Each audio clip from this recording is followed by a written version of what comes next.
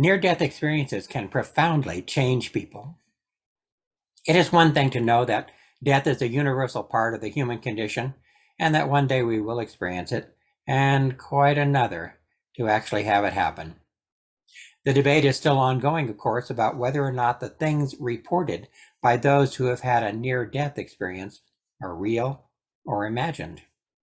However, there does seem to be some commonality among those who have such a story to tell. They quite often report a sense of leaving their body behind, of being drawn into a tunnel at the end of which there is a bright light. They also recall a sense of overwhelming peace and being loved unconditionally. Less common is the life review, recalling every moment from their own past, or even sometimes knowing future events and having access to the wisdom of the universe. Sometimes people also encounter other people that they have known who have died, or even an historical person, such as Jesus.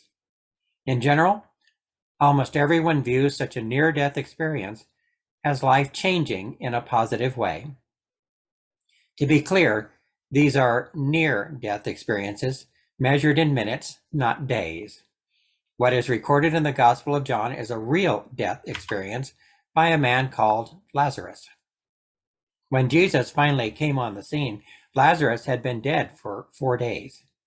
Based upon their experience, the Jewish people believed that the spirit of a person who had died hung around for 3 days or so. But after even a couple of days, they were most certainly gone for good, and even the body itself would have been showing signs of decay, so burial took place fairly quickly then. Being some distance away, the truth is that Lazarus had probably died even before Jesus got the message that Lazarus was sick. And somehow Jesus knew this. Therefore, this time Jesus also chose to delay 2 days before telling his disciples, "Our friend Lazarus has fallen asleep, but I am going there to awaken them." They were glad to hear that and replied, "Lord, if he's fallen asleep, he'll be all right." So Jesus told them more plainly, "Lazarus is dead. For your sake, I'm glad I was not there, so that you may believe. But let us go to him." Notice that what Jesus didn't say is that they should go and comfort the grieving family, or that they should pay their respects at the graveside. Instead, Jesus was talking about going to Lazarus, who was already dead and buried. As they neared Bethany, they encountered Martha. Chances are that she wanted some comforting reassurance, and Jesus gave her that by saying, "Your brother will rise again." Martha acknowledged that by saying, "I know that he will rise again in the resurrection on the last day." All this was in keeping with their faith. But then Jesus said, "I am the resurrection and the life.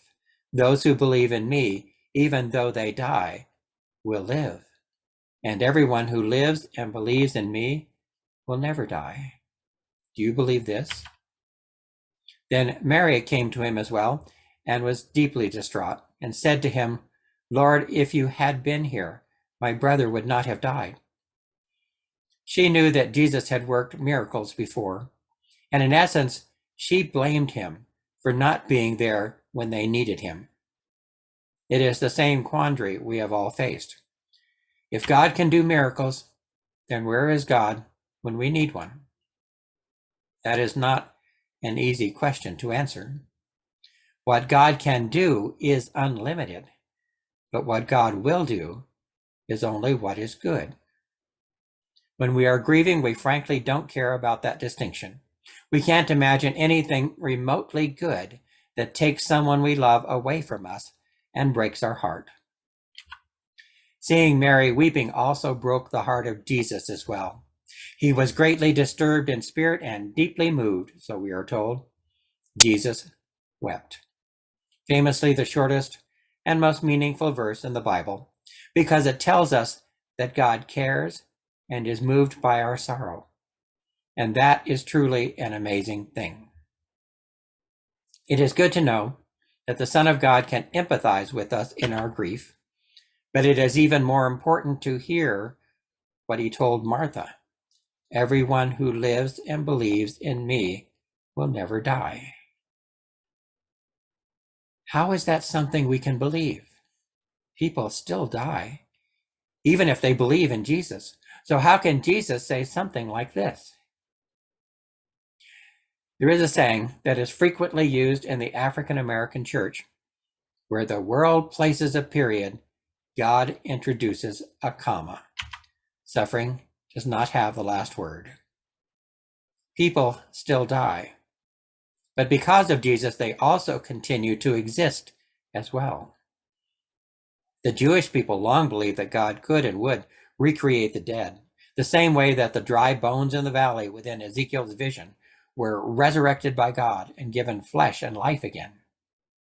In the words from Ezekiel chapter 37, verse 13, you shall know that I am the Lord when I open your graves and bring you up from your graves, O my people.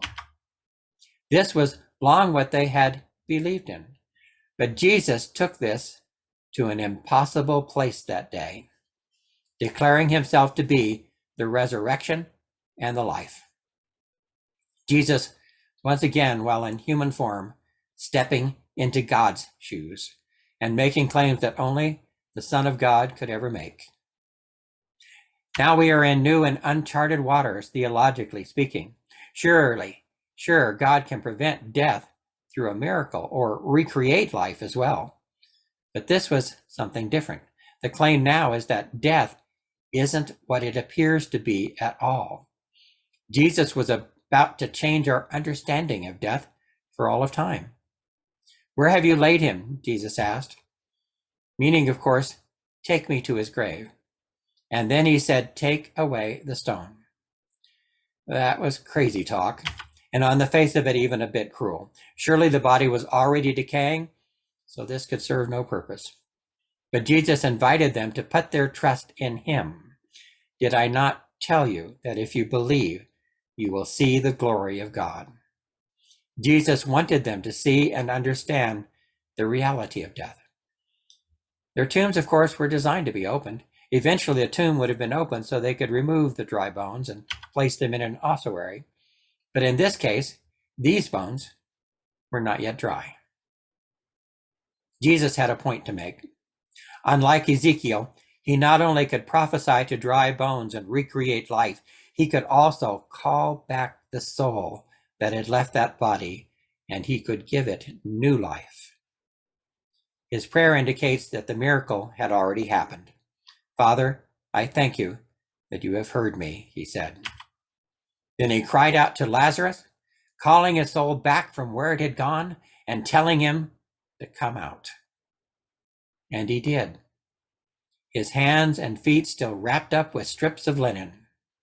So Jesus told those standing by to take off the grave clothes and let him go. There is the message, and it is not only here that it is made clear. Jesus truly is the resurrection and the life.